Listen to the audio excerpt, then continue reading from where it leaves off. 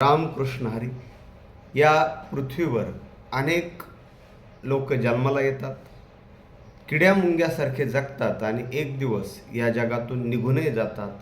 त्यांचं नावही निघत नाही, परंतु मरावे परी कीर्तिरूपी उरावी.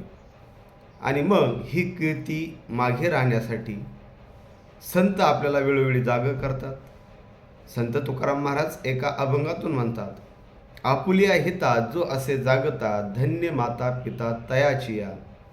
कुळी कन्या पुत्र होते जे सात्विक, तयाचा हरिक वाटे देवा.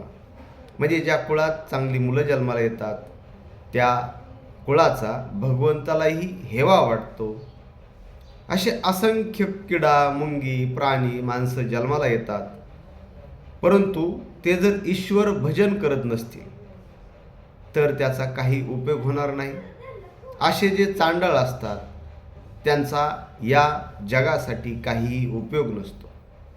म्हणून संत शेख मोहम्मद महाराज एका ओवीतून म्हणतात, तैसे उदंड लोक उत्पत्ती, ईश्वर भजन काही नेनती. ते विष्टेतील जीव म्हणजे ती संती, चांडाळ चांडळा ते व्याले. असे उदंड लोक जन्माला आले, परंतु ते मात्र ईश्वर भजन करत नाहीत. असे जे लोक आहेत ते विष्ठेतील जसे जीवजंतू आहेत त्याप्रमाणे आहेत. एखादा माणूस म्हणतो की मला 2 मुलं 4 मुलं झाली, परंतु विष्ठेमध्ये किंवा शेणामध्ये असे असंख्य जीव निर्माण होतात. असे जे चांडळच जन्माला येतील, जसं कुंतीचे 5 पुत्र आणि गांधारीचे 100 पुत्र.